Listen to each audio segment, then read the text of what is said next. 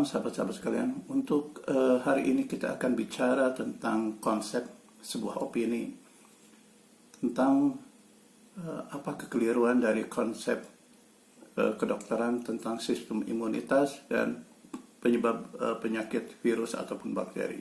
Yuk kita mulai.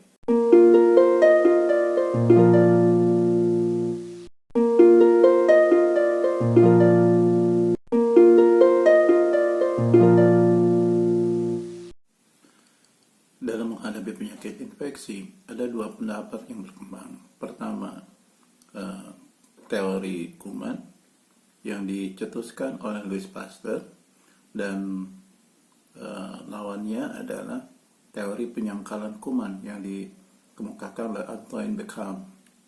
Dua orang ini berselisih pendapat tentang penyebab penyakit infeksi ini.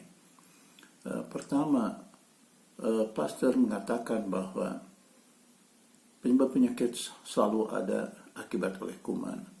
Nah, kuman ini berbagai macam, ada virus, ada bakteri, ada parasit. Sedangkan Béchamp sebaliknya, dia memandang bahwa bukan virusnya itu sendiri atau bakterinya itu sendiri yang berperan sebagai sumber penyakit, tapi faktor lingkunganlah yang berperan sebagai penyakit. Misalnya akibat udara yang kotor atau polusi apapun lah sebenarnya. Kemudian pengikut Béchamp ini terkenal sebagai penganut terrain theory atau teori lingkungan. Meskipun demikian, dari pertarungan keduanya bisa disebutkan bahwa Louis Pasteur lah pemenangnya. Mengapa? Karena sekarang dunia kedokteran selalu berperang melawan agen penyebab infeksi. Pertarungan melawan agen penyebab infeksi dapat dilihat dari arah penelitian dunia kedokteran, dimulai dari penemuan antibiotik, lalu penemuan vaksinasi. Itu semua tujuannya adalah untuk memusnahkan agen infeksi. Tapi sayangnya, agen infeksi ini adalah organisme yang juga memiliki kecerdasan, walaupun mereka organisme multiseluler atau bahkan organisme yang tidak layak disebut sebagai sosok makhluk hidup seperti virus. Dari mulai zaman Louis Pasteur sampai saat ini, kita sudah mengenal banyak sekali vaksin yang dibuat. Konsepnya sama, konsepnya adalah untuk melawan atau memusnahkan virus, dan atau antibiotik untuk memusnahkan bakteri. Tapi kita ketahui bersama, karena mereka organisme yang memiliki kecerdasan, maka virus dan bakteri berkembang sedemikian rupa sehingga setiap vaksin, setiap antibiotik yang kita buat, yang dikembangkan oleh manusia, selalu mengalami apa yang disebut resistensi atau ketidak efektifan lagi terhadap kuman dan virus.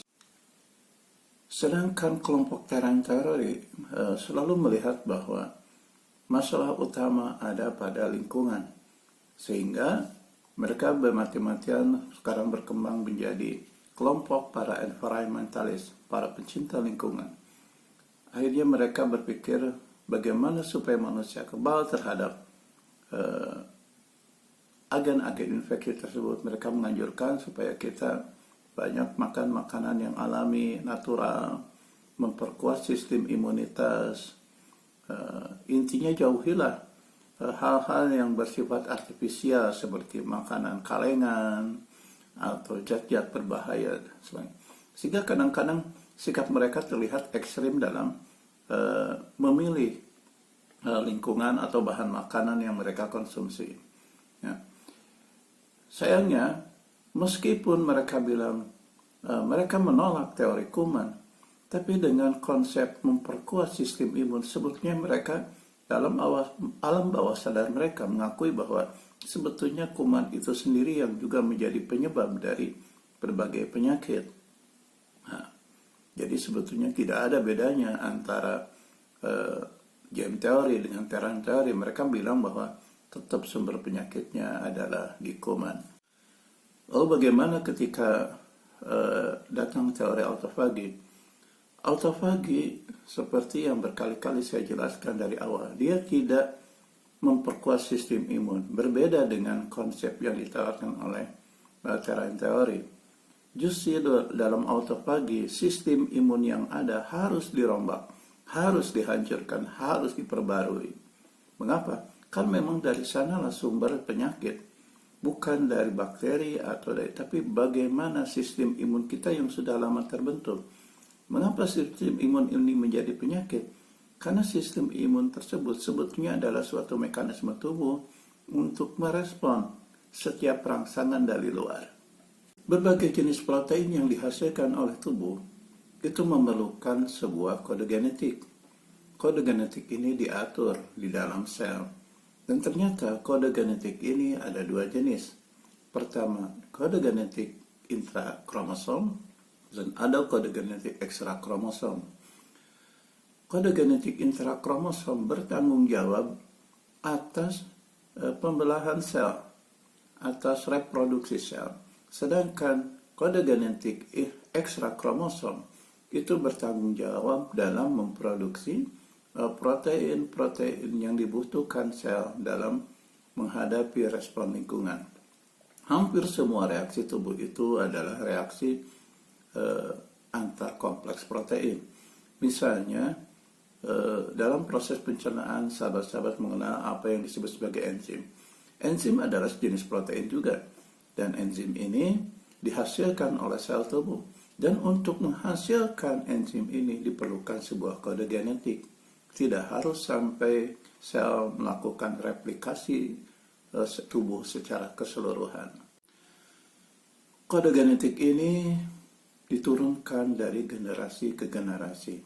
Sehingga apabila kita dalam masa hidup sekarang sudah melakukan sebuah tindakan yang menghasilkan sebuah gen untuk memproduksi sebuah protein, maka kode genetik tersebut akan diturunkan pada generasi berikutnya.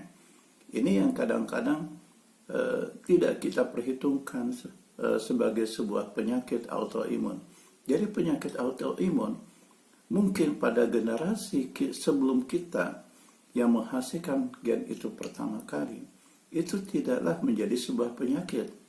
Tapi perbedaan lingkungan yang terjadi dari generasi sebelum kita dengan generasi kita sekarang membuat respon imunologis itu menjadi tidak efektif dan menjadi tidak efisien, sehingga menimbulkan apa yang disebut penyakit autoimun. Bisa disebutkan hampir semua penyakit itu pada dasarnya ada reaksi autoimun, atau paling tidak disebut reaksi hipersensitif. Saya contohkan seperti ini. Mungkin sahabat-sahabat masih ingat kemarin ada seorang YouTuber terkenal mengalami apa yang disebut sebagai badai sitokin. Sitokin itu apa sih sebetulnya? Sitokin itu adalah salah satu mediator peradangan. Ketika sebuah sel rusak, maka sel akan melepaskan sitokin. Nah, mengapa sampai jadi sebuah mediator peradangan? Yang demikian hebat, karena reaksi selnya berlebihan. Mengapa reaksi selnya berlebihan? Karena sistem imunnya bagus, kuat, bahkan berlebihan bisa disebutkan. Nah, itulah sebetulnya mengapa justru sel imunlah yang mengakibatkan penyakit. Nah, contoh yang lain misalnya adalah pada penyakit kanker. Semua mengetahui bahwa penyakit kanker itu terjadi mutasi genetik. Nah, hanya sayang sekali tidak pernah dijelaskan dalam patogenesa penyakit kanker itu, khususnya buku-buku tentang kanker. Itu tidak pernah dijelaskan terjadinya patogenesa kanker. Mengapa? Saya tidak tahu tentang itu.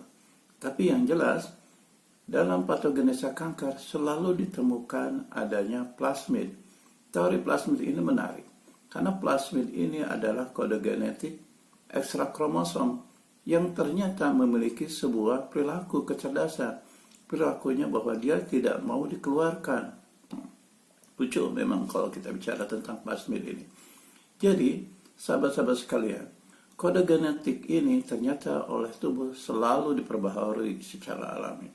Begitu ada kode genetik yang tidak lagi efisien dan tidak lagi efektif, maka tubuh akan berupaya mengeluarkan kode genetik yang tidak dipergunakan ini.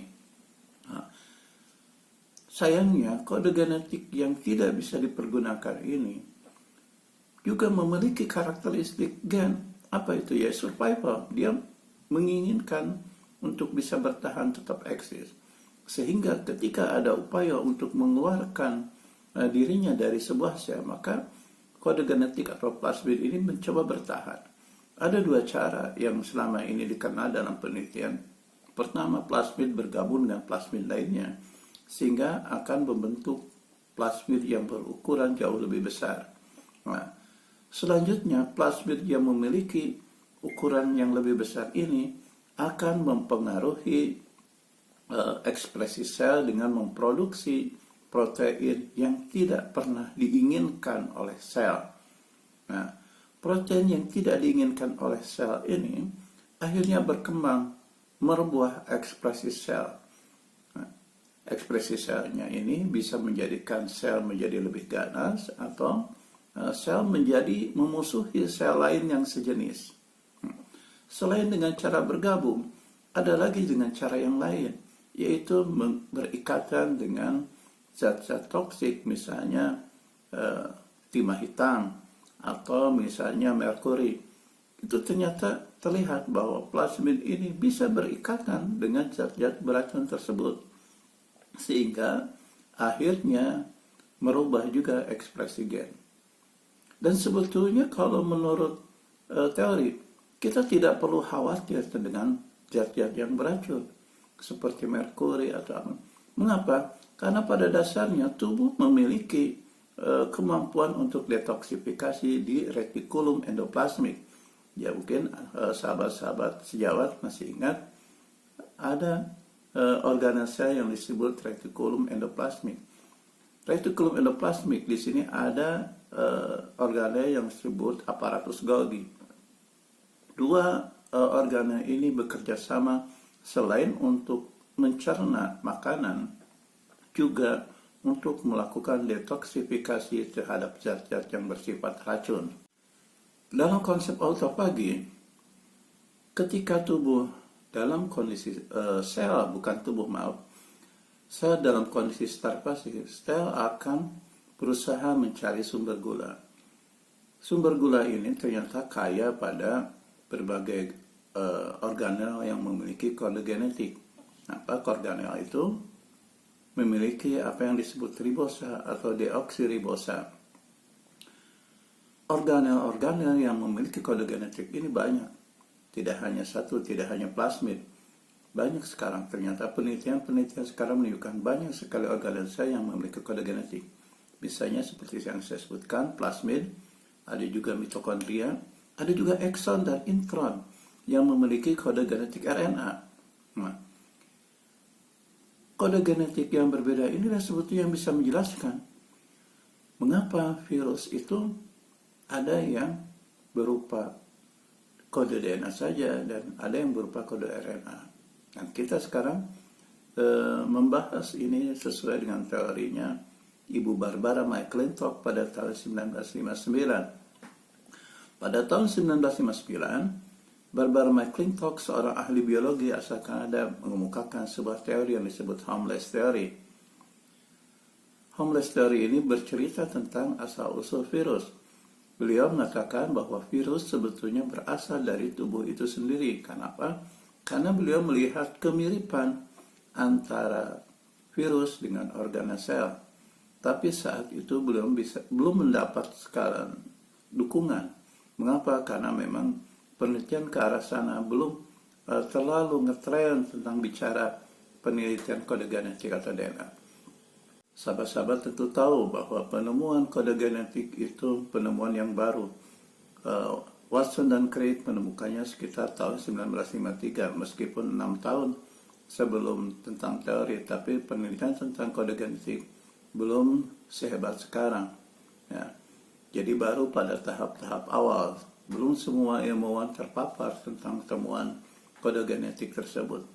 Nah, saat ini temuan Barbara McClintock atau hipotesa Barbara McClintock mendapat dukungan dengan adanya temuan organel sel yang memiliki kode genetik tadi. Organisasi yang memiliki kode genetik tadi bisa keluar dengan berbagai cara. Pertama, seperti yang saya sebutkan tadi, dikeluarkan karena memang sudah tidak efektif, ya. Atau kedua, bisa jadi karena adanya trauma atau hal yang mengganggu integritas sel. Jadi, sahabat-sahabat sekalian, jika virus itu berasal dari tubuh sendiri, maka tidak heran jika infeksi virus itu seolah-olah difasilitasi oleh tubuh itu sendiri. Saya akan contohkan pada kasus COVID-19. Di berbagai buku tentang patogenesia COVID-19, itu disebutkan virus COVID-19 bisa melekat pada sel diperantarai oleh sejenis enzim. Enzim ini adalah sesuatu yang normal di dalam tubuh kita. Artinya, enzim yang memperantari virus menempel ke sel dan enzim melihat virus ini bukan sesuatu yang asing bagi dirinya. Gitu. Kenapa? Karena jika virus ini sesuatu yang asing, maka yang bereaksi tentu saja bukan enzim. Yang bereaksi itu adalah sel makrofag. Sel makrofag yang fungsinya untuk mencerna berbagai macam jenis antigen. Nah, ini yang kadang-kadang saya bilang seringkali ada kontradiksi dalam dunia kedokteran tentang teori dan praktek. Nah, sehingga jika memang virus ini sesuatu yang bisa diterima oleh tubuh, jadi jangan kaget jika sebetulnya virus ini akan bermutasi menjadi lebih jinak dan lebih jinak.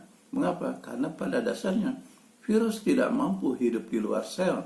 Virus sangat tergantung pada sel. Replikasi virus hanya bisa dilakukan di dalam sel, di dalam organ sel yang disebut ribosom.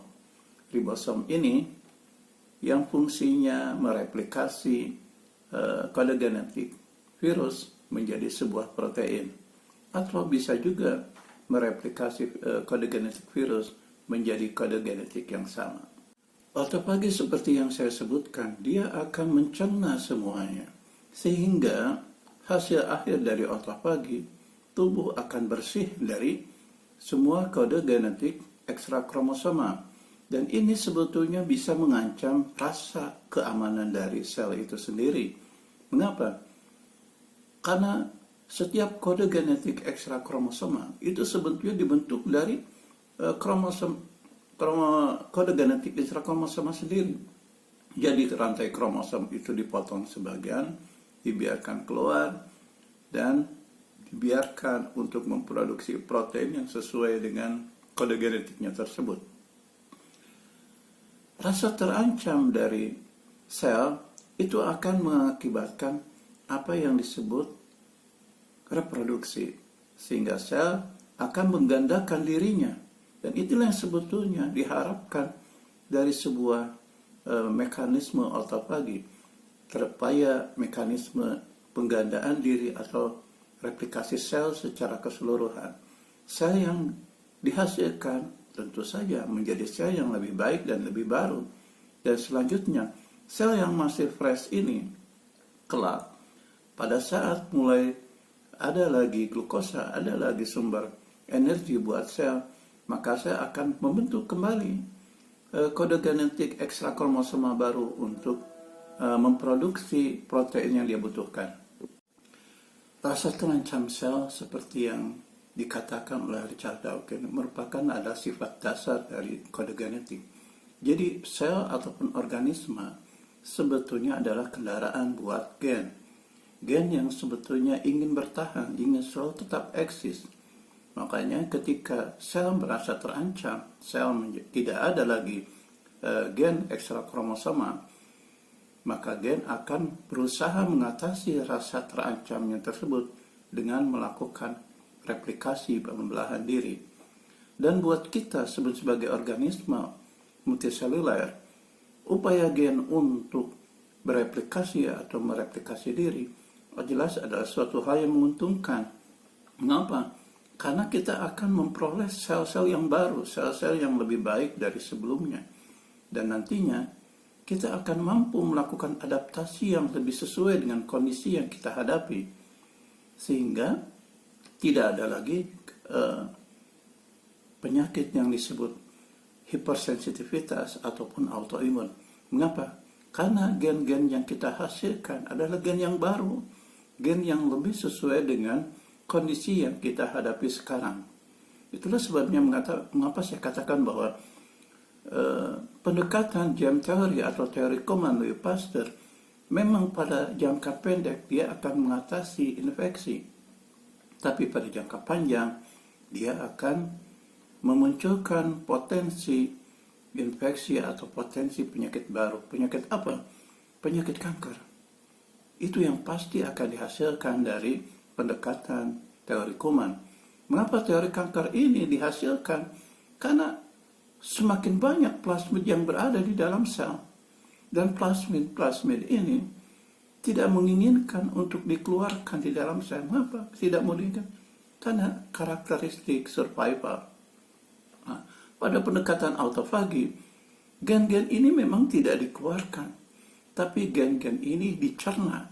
Sekali lagi saya ingatkan, gen-gen ini dicerna, bukan dikeluarkan, sehingga potensi untuk terjadinya kanker di masa depan itu bisa dicegah, dan akhirnya kita akan memperoleh suatu sel yang selalu baru dan selalu sesuai dengan kondisi yang kita hadapi sekarang. Jadi sahabat-sahabat sekalian, baik terang teori ataupun jam teori itu sebetulnya mempunyai keyakinan yang sama. Keyakinan bahwa sumber penyakit itu berasal dari luar, cuma cara mereka berbeda. Cara mereka pertama, jam teori adalah dengan cara menghancurkan atau membunuh agen infeksi, sedangkan terang teori adalah dengan cara membentuk benteng atau membentuk tentara yang bisa diharapkan menghadapi agen infeksi tersebut. Sedangkan pada pendekatan autofagi, kita tidak melakukan pendekatan tersebut. Yang kita lakukan, mengapa? Yang kita lakukan, kita selalu merefresh, menyegarkan kembali sistem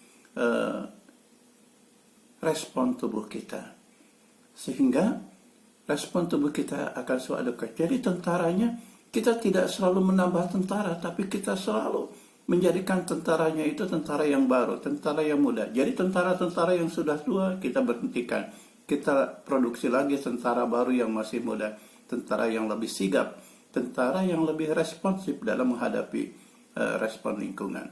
Jadi itu yang bisa saya sampaikan tentang mengapa sistem imun itu justru tidak boleh diperkuat, dan mengapa sebetulnya virus dan bakteri itu bukan sebagai sumber penyakit, tapi penyebab penyakit adalah ketidakefektifan respon tubuh kita menghadapi lingkungan.